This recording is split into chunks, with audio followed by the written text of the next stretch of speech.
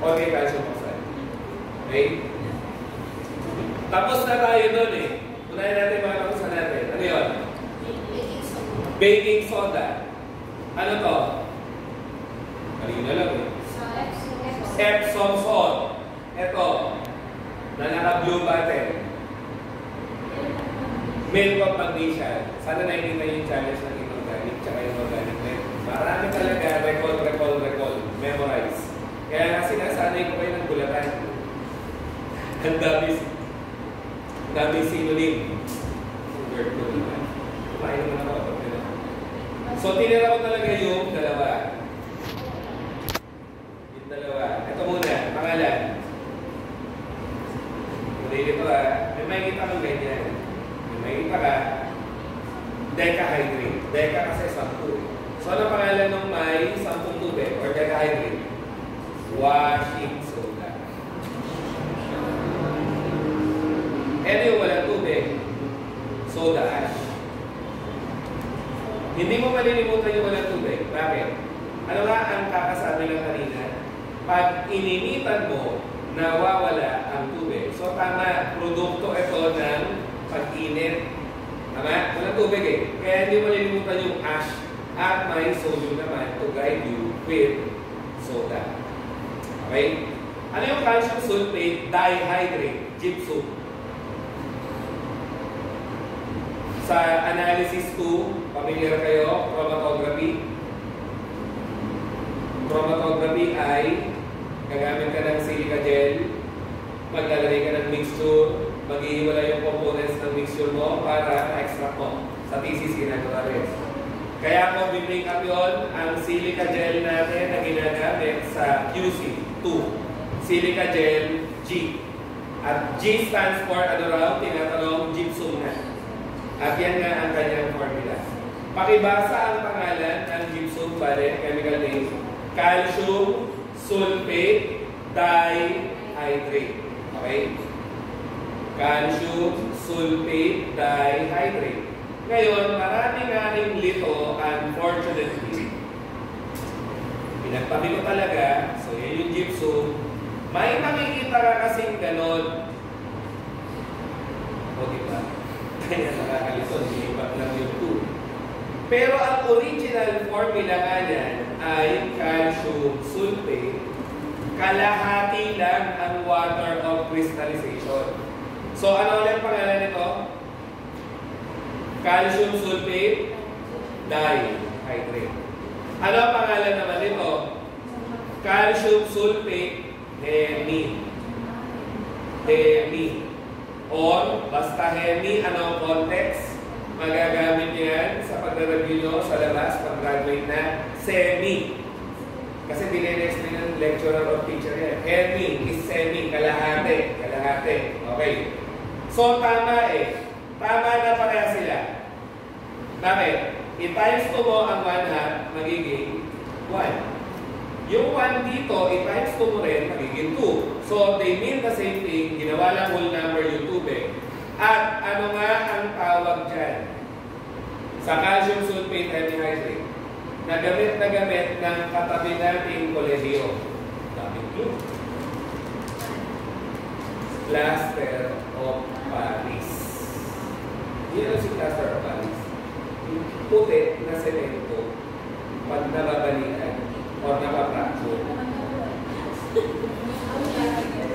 Kaya lagi tinatanong, ginagamit siya ng ibang profession.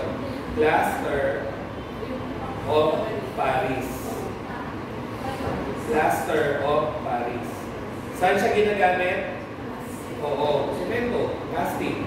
Diba? Cast ang tawag doon.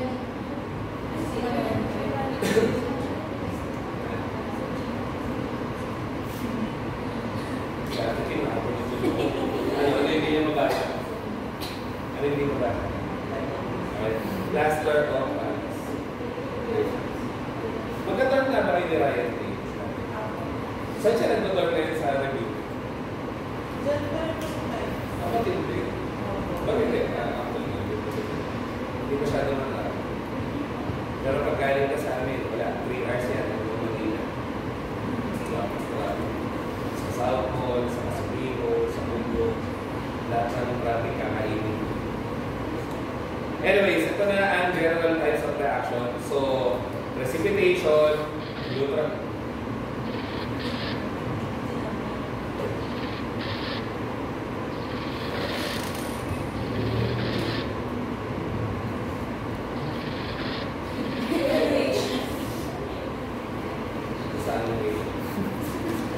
Anyways, ano nga pag precipitation?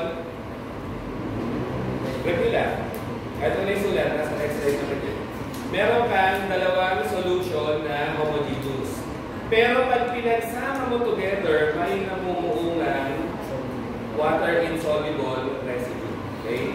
So yun ang precipitation. Sign nga yun, na may reaction na nangyari. Ano yung neutralization? Acid-base. Then, ano nga ang oxidation reduction? Forever na nang tinatanong. Yan ang bukod-tanging reaction na may transfer ng electrons. Tama ba? Sana naalala. Kasi nga, di ba, ano yung mga sikat na mnemonic? Analysis 1, Gen Chem, Inward Chem, lagi natin nakikita. Yan nga ang representation sa inorganic chem ng oxidation reduction. Kahit kung mga isulat, nandiyan naman yan mamaya. Oxidation ay may reducing agent ka na nawawala ng electrons. So, huwag kakalimutan, ang na-oxidize nga, laging reducing agent. Ano nangyari sa kanya? Nawawalan siya ng electrons. So, yung nawawalan electrons, tinatanggap naman ng pamila. Kaya nga, may electron transfer. So, simple ka doon, may namamali. Kasi nga, hinihintay natin yung mismong term na ituro sa atin. Pero, hindi niya gagawin. Dapat klaro sa'yo na pag may na-oxidize, may nawawala ng electron, pag may nare-reduce, may tumatanggap ng electron. So, nare-reduce nga ang oxidizing agent dahil tumatanggap siya negative. Tama naman, no? Kasi kung ikaw ay ganon, kunyari, dalawa positive mo, tumanggap ka ng isang negative, ano ang mangyayari sa charge mo? Bababa. Mare-reduce ka na. Di ba? Mare-reduce ka na. Okay? Example lang naman. Kaya reduction, bumaba ang charge. Then, madali-dali ang synthesis. Pag synthesis, may pinagsasama ka na. Kaya tawag din combination. Ano ang kaaway ng synthesis nga? Yung kabaligtaran, decomposition. Tapos, meron ka pa ang single at double displacement ka. Okay? So, ano nga ang synonym ng double displacement?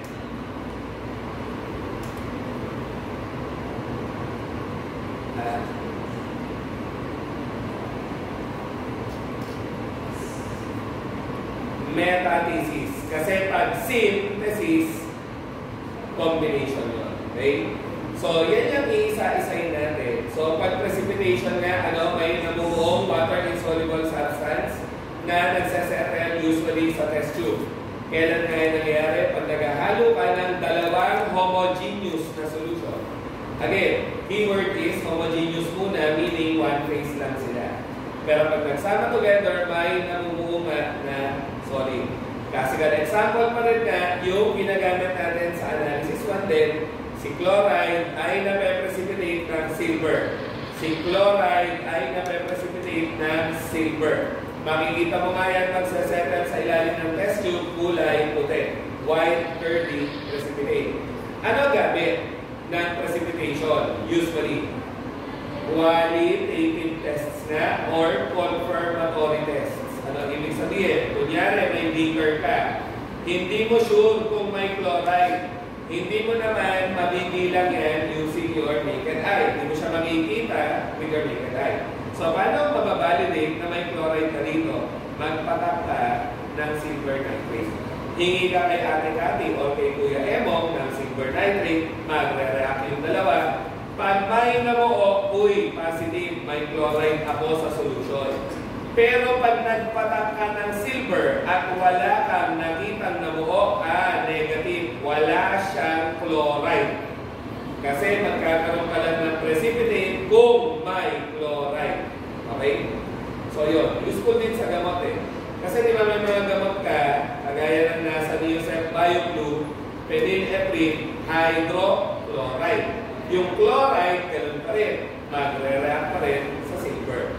So kung gusto mong ma-assure na yung gamot na nabili mo, magkano lang naman, ay may laman talagang phenylephrine kasi nagsosospect ka ng peke siya.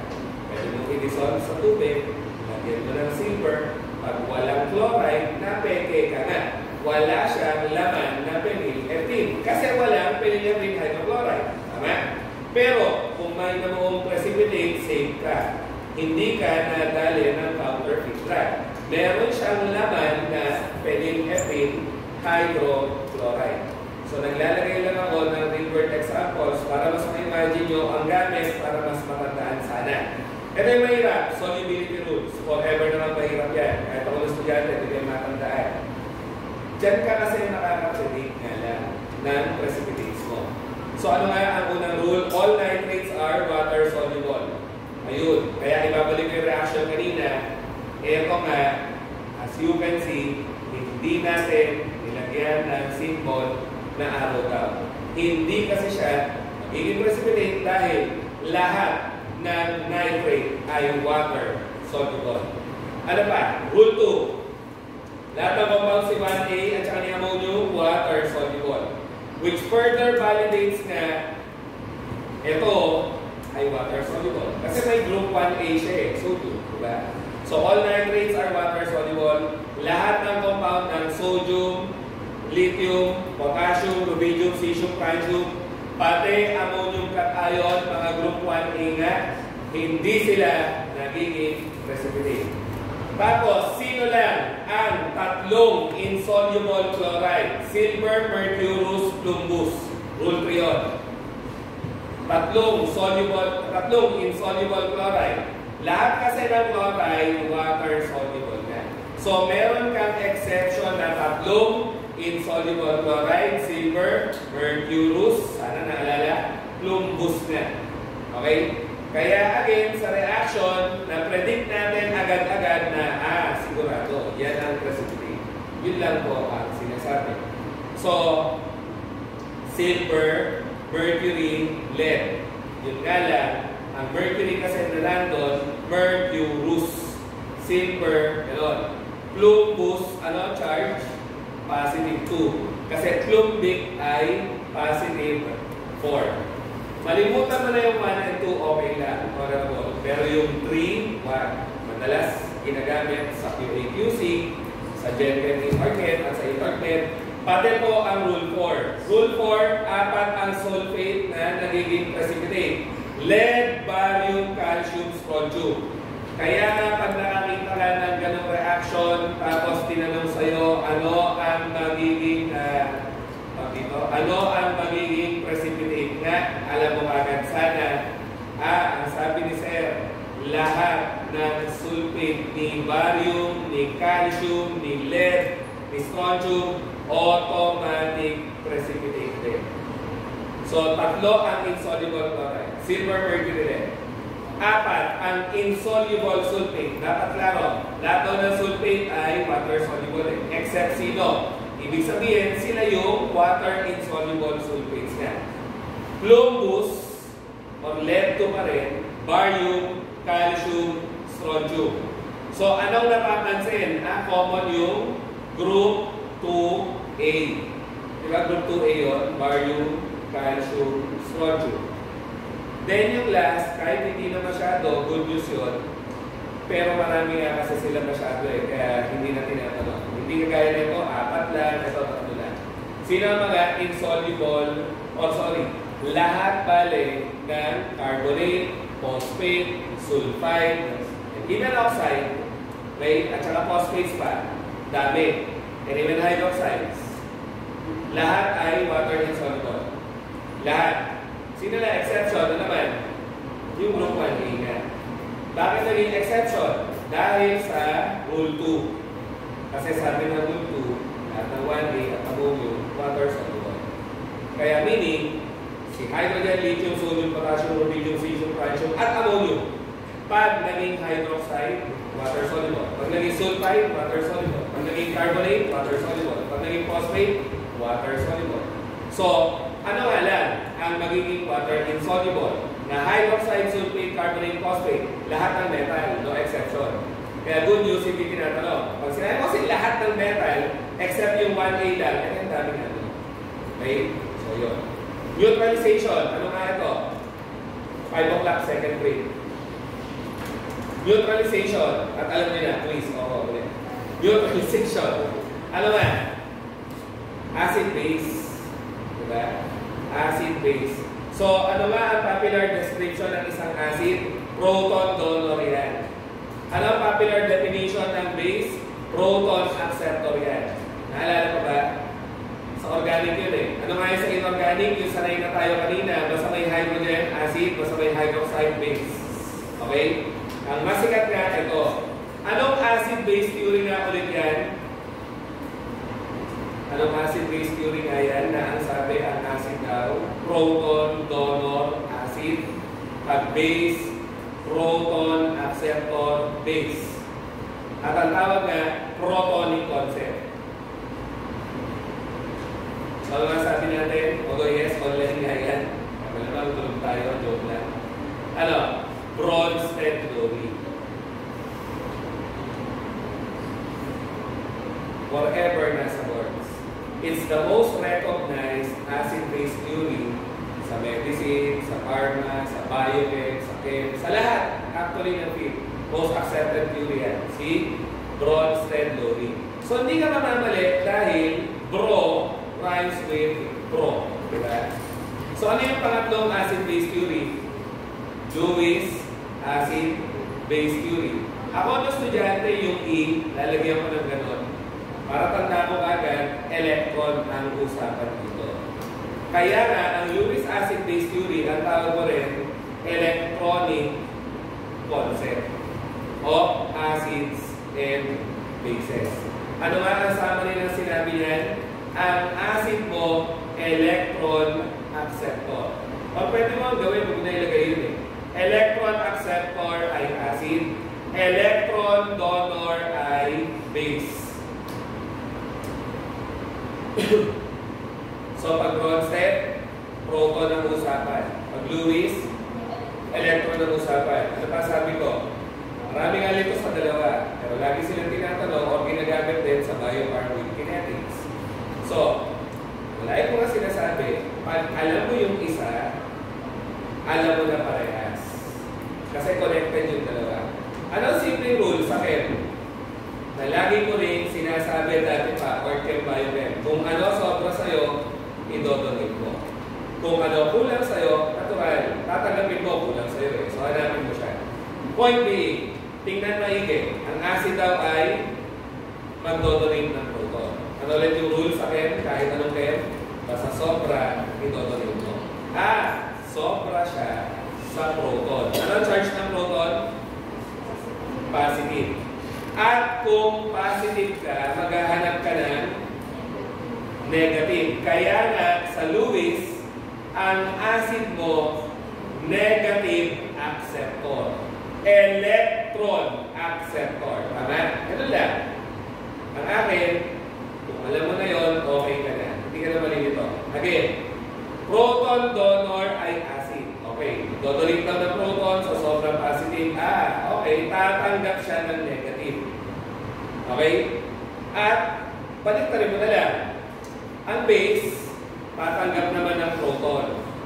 Tatanggap ng proton. Ano ulit ang proton? Positive eh. Okay, ang base ay negative. Tama? At kung negative siya, ano sobra sa kanya? Electron. Ayun. Kaya siya magdodonate ng electron sa Lewis acid-base theory. So, pag nagre-review tayo, sana context concept, babalikan ko lagi, para makakreate ka ng summary na hindi ka malilito. Kasi iba mnemonic lang.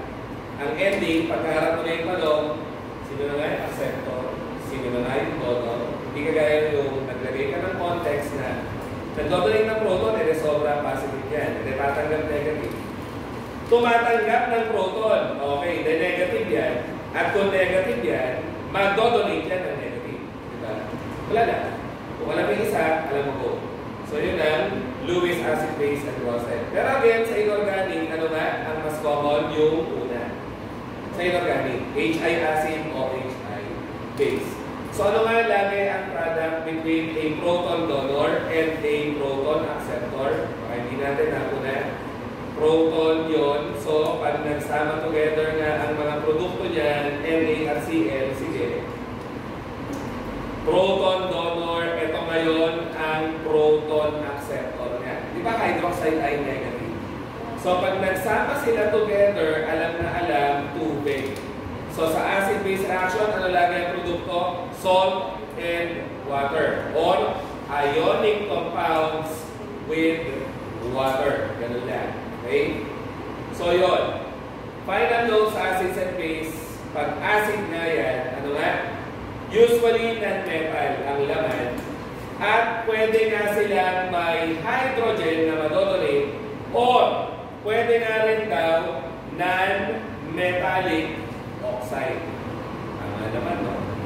Non-metallic oxide.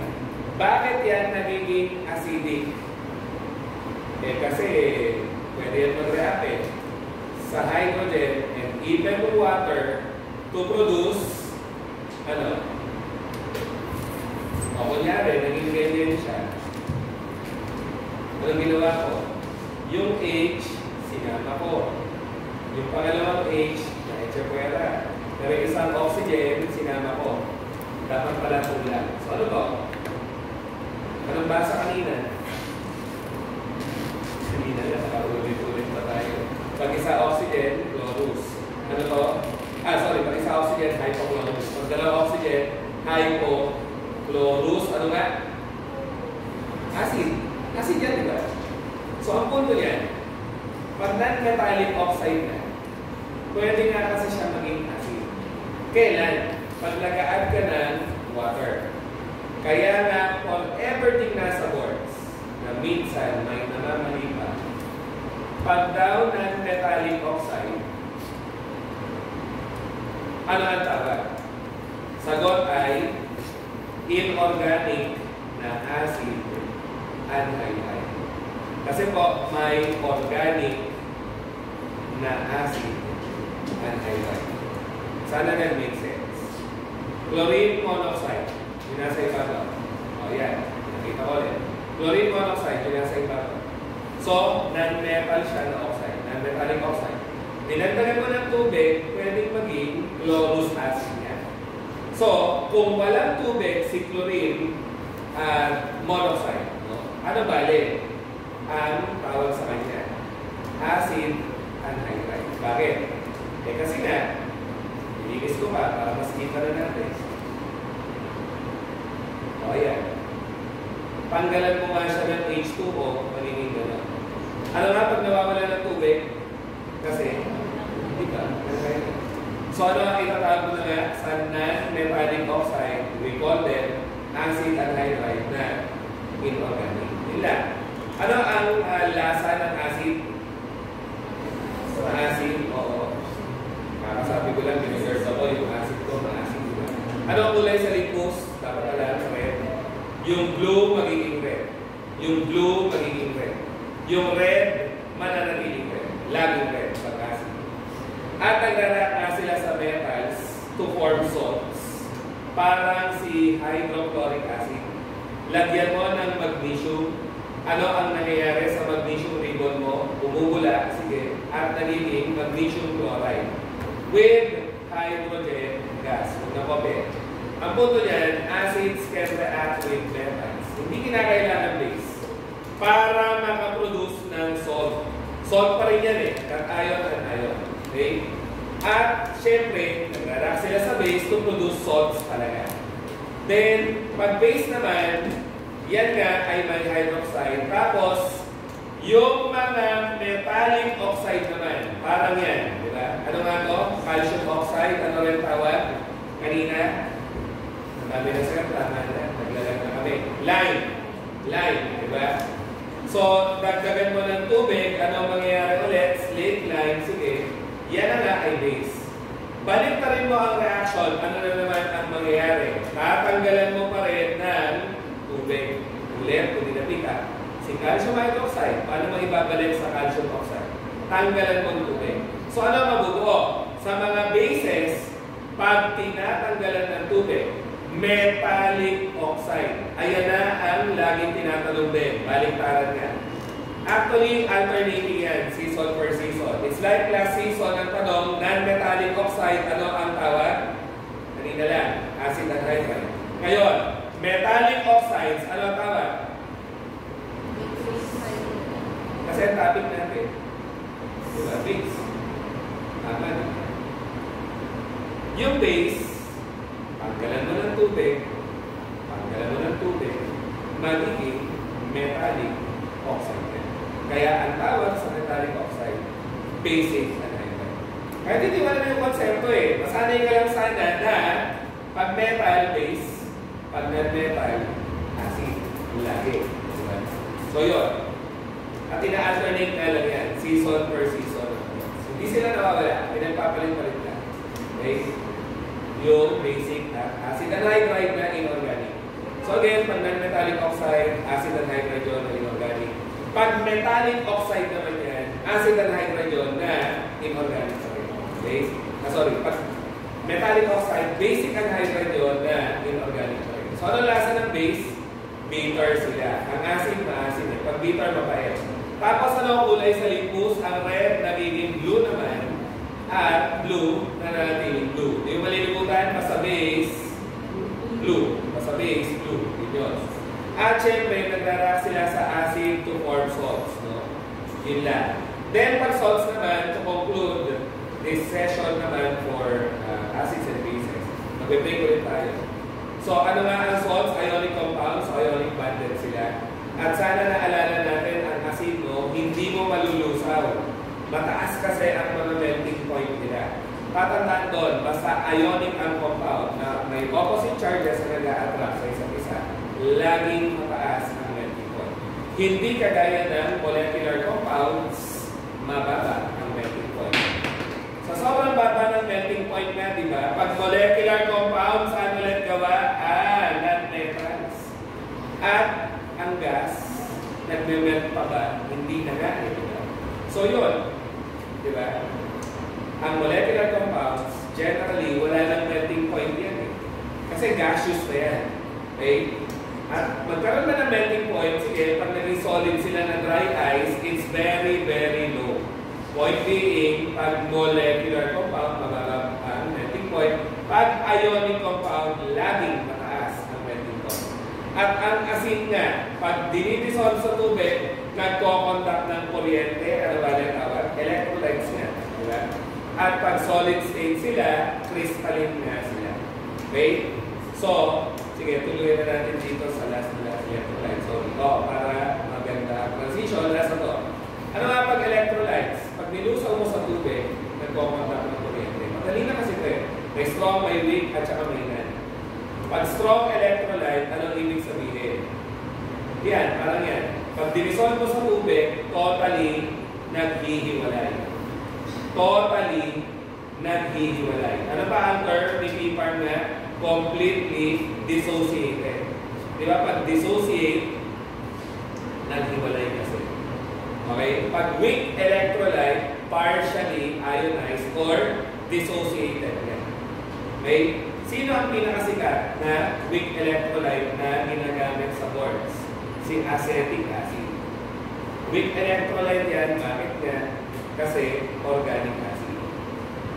Therefore, ano nga ang general rule sa PPAR?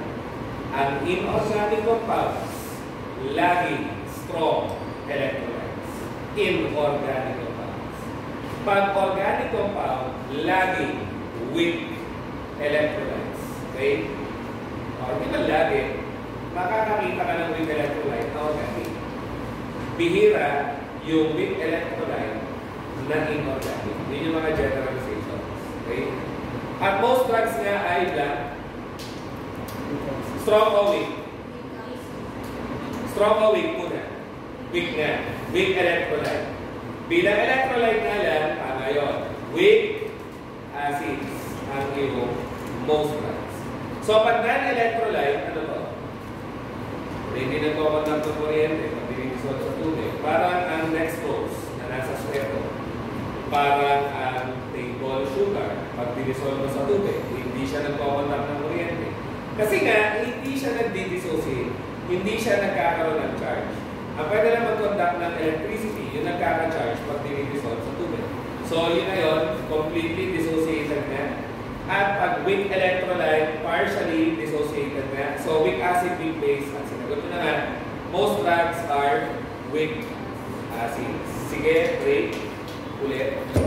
Wee break, merienda break, tuhog break, para may magkikikya o tissue. Quiz ng 5:37.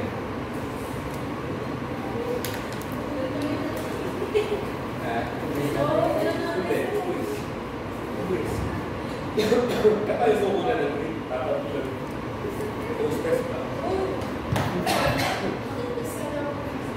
Essay, sige. Essay.